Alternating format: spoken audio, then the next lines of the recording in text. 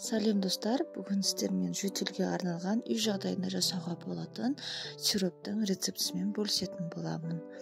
Алдағы видеоларымды көру үшін лайк басып, комментарий қалдырып, каналыма тіркелуді ұмытпаңыз.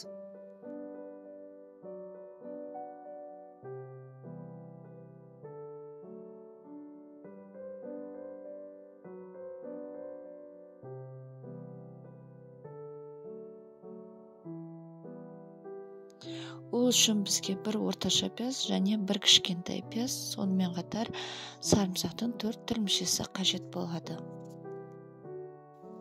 Пиязымызды видеода көрсетілгендей етіп, ұсақтап тураймыз.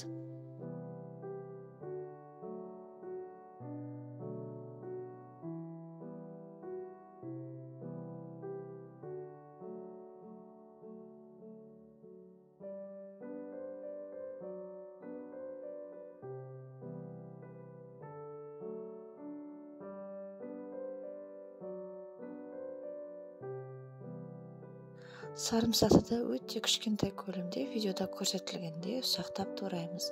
Немесе чеснок езетін болса, сонымен өткізсеңіздер де болады.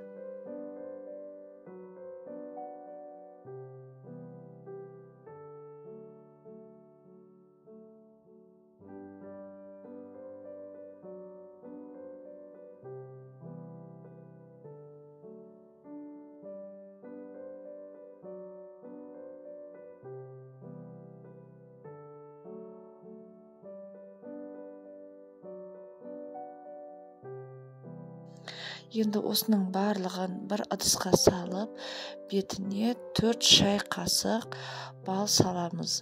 Ол балымыз әркімде әрқалай болуы мүмкін. Бастысы салған балымыз осы массаның бетін жауып тұру қажет. 3-4 сағатқа бетін нығыздап жауып, қойып қойғаннан кейін осы пияз бен сарымсақтың шырыны бөлінетін болады. Бізге сол шырыны қажет негізі. Жөтелдің өзі 2 түрге бөлінеді: құрғақ және дымқыл жөтел, сухой және влажный жөтел деп жатамыз. Біздің бұл шырынымыз қақақты түсіруге арналған, қақақты түсіруді жеңілдетеді.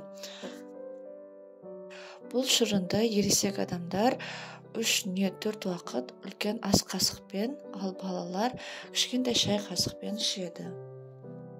Бірақ пайдаланар алдында дәрігерлерден кеңес алғандарым үшін, себебі балға немесе пиязға аллергияңыз болмауы қажет. Немесе шай қасықпен 1 қасық ішіп көріп, тексеріп көрсеңіз де болады реакциясын. Мінекей қараңыздар, менде мына 4 сағаттың ішінде осындай кереметтей шырын бөлінді. Енді осы шырынды сүзіп, жеке бір ыдысқа сүзіп аламын. Ескеретін жағдай, бұл шырынды салқын жерде сақтаймыз, күн түспеуі қажет.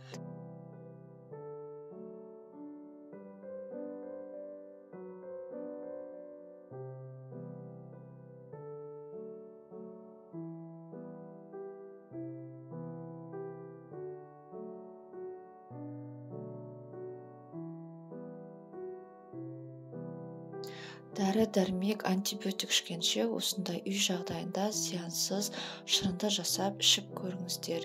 Ем болсын, ауырмаңыздар. Және де алдағы уақытта тағы да пайдалы видеоларды көру үшін каналыма тіркеліп кетуді ұмытпаңыз.